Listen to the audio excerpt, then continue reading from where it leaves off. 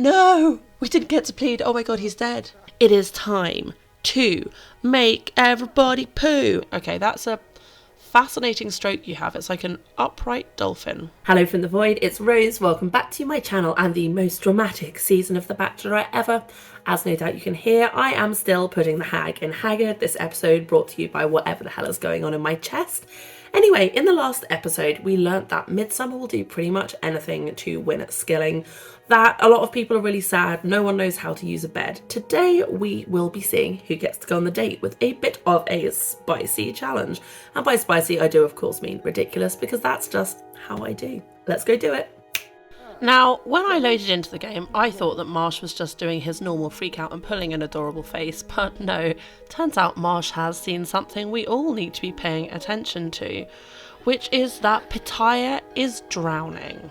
Yep, despite my best efforts to get people to not sleep in the pool, I somehow missed him creeping back in, and your boy is straight up dead. Or he is, at least until we can ask the Grim Reaper to have mercy on his soul or whatever. But a few members of the house have noticed and are quite sad. Magma, not one of them, and he's just floating there merrily down. I really hope that Grim says he doesn't have to actually die, because I didn't really want the contestants to die. I did warn their creators that if they consistently died of stupid things, I might stop saving them. But at this stage, I don't feel like I want him to die. So Pitaya, could you please not die? Grim buddy, where are you? Grim? I'm a bit worried that, oh, is that Grim trapped in a bush? Okay, what? No! We didn't get to plead. Oh my god, he's dead. What are we gonna do?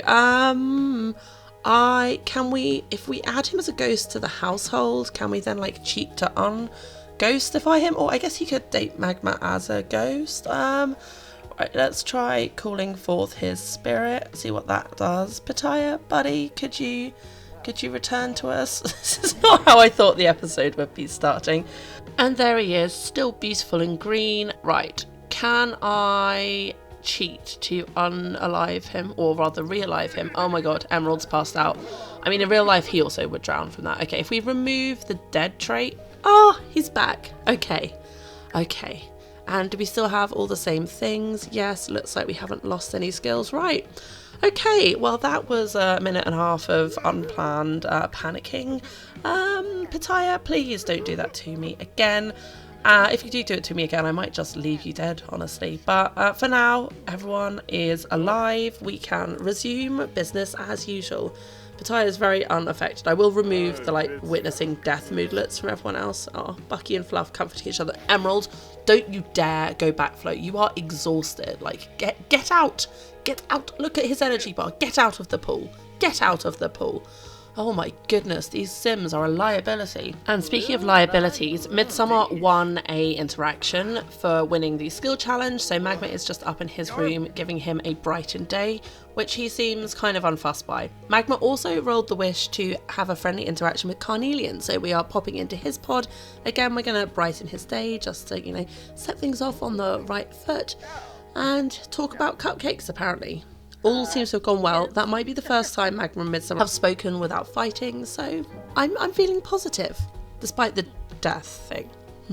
Magma's also rolled the want to become friends with Midsummer. I'm not sure how I'm going to handle that, because that's like a big ask. But for now, your girl wants to do some grilling, and who am I to deny her hot meats?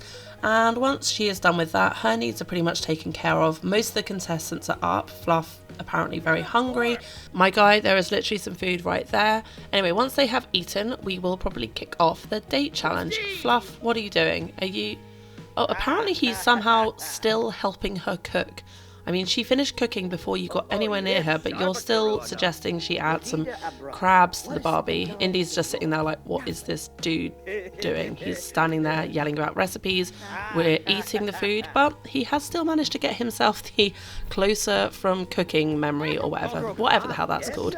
Satine, for once, actually cleaning up whilst everybody else chit-chats. And honestly, this is kind of what I thought having a Bachelorette challenge would be like. Lots of people talking at the same time, all focused on Magma, and apparently telling some good jokes. Well, I'm not going to complain, although Fluff, it looks like, is heading off outside to get some sleep ahead of the challenge on, you know, the lovely sleeping benches where Bucky has just awoken. So I was super torn on how to handle this midsummer friendship wish. He has the same wish to become friends with Magma, but because of his personality and my game settings, it would take probably literally all day.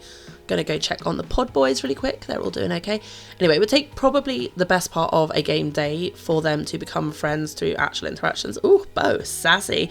And that felt really unfair on the other contestants. So what I've ended up doing, and I checked this with my Discord server who provided the majority of the contestants that they were okay with this, is giving them just 2 interactions. So Magma had a positive interaction. He got the chance to respond, which he did by yelling at her. And then I used UI cheats to cheat them to the minimum level of friendship on the grounds that he can then obviously probably horribly sabotage that when they chat in future. It didn't take loads of time, both wishes get fulfilled, and we can move on to the date challenge, which Magma is super hyped for. Satine, I feel like, is like, is this a good idea? Because as you can see, it is time to make everybody poo. I mean, it's not actually. We are doing the spicy curry challenge. I've got a mod that lets me use this on any lot. So we have the tables. Each contestant I had to literally trap in a pen to stop them chatting to each other, as per usual. And I have queued up 5 attempt spicy curry challenges per contestants. Yes, 5. The reason for that is I made Magma do it in a bubble and she did it successfully on the 4th time, so I figured that 5 attempts gave everyone a good enough chance to get through it, and we are going to see who passes. The only criteria to get to go on the date is you have to pass the challenge, win the t-shirt, not be on fire. The rationale for this challenge is very made up, but Magma likes eating out. She likes spicy food, she likes experimenting, eating things from different cultures, and she wants someone that isn't afraid to try things even if they are uncomfortable or not to their taste. So she is looking for a spicy curry boy. This challenge was actually a straight up nightmare. I played it like 4 separate times. Twice my game crashed, once nobody passed it. So this was my 4th attempt, and by this point I basically wanted to kill everybody. It's also really hard to see who has passed, so I'm very closely watching the news bar looking for the so-and-so has passed, because some of them are also in swimwear, and if they're in swimwear they don't get the t-shirt. Suffice to say, I had a fun time with this challenge, so I hope you enjoy watching it, because honestly I did not have fun playing. Oh, $100, that means someone has passed. Okay, Pitaya is our first spicy challenge champion. His death has set him up to enjoy life more, perhaps, because I feel like based on his personality he wouldn't be a spicy boy. Bo seems to be having a horrible time. Oh, Emerald also has passed. He's wearing his t-shirt, which I really think looks like a screaming vagina. So just what I see. And at the moment we are about, oh, that's another one and another one. Okay, this is going better than I thought. I thought it might just be like 1 or 2 people. We have also got Carnelian and Indigo in quick succession. Everyone else, honestly, on the struggle bus, looks like Schino's struggling not to pee himself. Both Fluff and Bo are regularly breathing fire. Marsh is being pretty chill, but not really doing very well. And we are coming towards the end of the number of opportunities they have to pass. Will anyone else make it on the date? Bucky, how you doing, buddy? I feel like Bucky could do spicy food, maybe. Carnelian, you don't have to keep going. You can stop now. Come on, come out. Bring your little red t-shirt out into the world.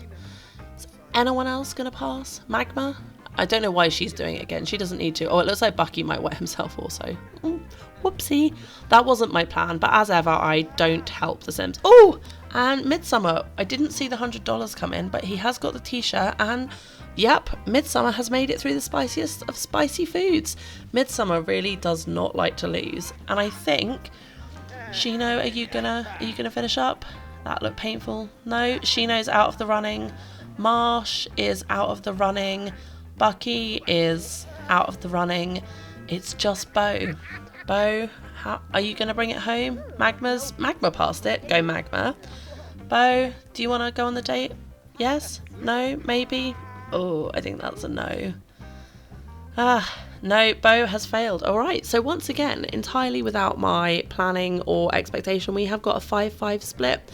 So the losers will go back to either the pods or the house, where they can continue to work on their skills. And I think actually we're going to have to do the date tomorrow because it's a bit too late.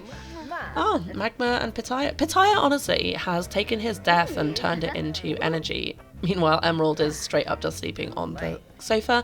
And Bucky, who did pee himself, unfortunately, before I could get him out of the curry pods, is wandering around feeling pretty ashamed. Fluff, are you coming to join in? No, Fluff wants to sleep on that stool. That's his preferred place to sleep. He doesn't sleep in the beds, he only sleeps on that 1 footstool. And if this doesn't sum up the Bachelorette, I don't know what does. One person kind of getting the assignment and everyone else just sitting around sleeping. Meanwhile in the pods, Marsh is skilling. Oh, Schino is reading a writing book, which is his chosen skill, so that's why he has the book. Bo is just on his phone playing games, okay? And Midsummer is skilling. Of course Midsummer is skilling. Why was that even a question? His whole approach seems to be to make up for in hard work what he loses by being an asshole. I thought for a second Indy was going to sit on Emerald's head, which would have been pretty funny, but no, he just wants to not talk to Magma but warm his hands by the fire. I mean, it is snowing out, so that does sound nice. And now Emerald and Fluff have reawoken and are possibly going to do some chatting with Magma, or just stand and look at her while she talks to the mirror. Not super clear what's going on there, but no, okay, Fluff has chosen to sleep somewhere else. Still not a bed, but I guess more of a platform. Magma and Emerald have consistently spent quite a lot of time talking. Their relationship's in pretty good condition. I will say all the guys in the house this week have done a better job of interacting with Magma. Indy's been less drunk, which is definitely helpful. Emerald and Bucky have just consistently been good at chatting with her, but Fluff and Pitaya, who are in for the first time, have also done pretty well, honestly. And it looks like Magma is heading out for a swim, maybe, to torment the people in the pods. Oh, tips. We're getting tips. Oh, Schino is making us some DJ tips. That's good of you, Schino. Thank you so much for helping with the bills. We appreciate your labour. Marsh is just yelling at his dirty plate near his DJ deck, which isn't quite the same thing. Oh, and it seems like actually Magma came outside to chat to Indy, who just happened to be in the pool. This is kind of cute. I mean, I didn't set up this to be a nice picture, but it is a nice picture. And I love the naturalness of them just sitting, chatting, having a nice time, although it's pretty cold out and I'm going to keep an eye on them so that they don't freeze. Indy has had enough by the looks of it and he is swimming. Okay, that's a fascinating stroke you have. It's like an upright dolphin. Well, I mean, maybe he just doesn't want to get his hair wet and he wants to look good for Magma, who he's left sitting, staring into space. I mean, there's different ways to peel an apple. That's not a saying. What am I talking about? Inside, of course, no one is sleeping. Everyone is having a little dance party, not to Japanese folk music anymore, but now to the blues, which I feel like might be Bucky's fault. Magma, in her little winter outfit, has come in to join in and people are leaving. I mean, this is where people are falling down. Like, she'll arrive, start dancing, and they'll be like, okay, time for bed, I guess.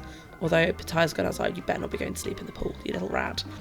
Now I think I'm going to wind this episode down because we're not going to get to do the date in this episode. It would just be way too long. I'm trying to keep my videos closer to 10 minutes. It makes it easier for me. I think we will just wrap up everyone's needs, send them to bed, and then we will pick up tomorrow in game in the next episode, where we will be sending the winning contestants on a little date to a karaoke bar that I built and I've been looking for an excuse to use. Thank you so much for watching. Leave me a note in the comments and let me know who you're worried about, because we're heading towards the first real elimination. I mean, Bucky's worried, look at that face.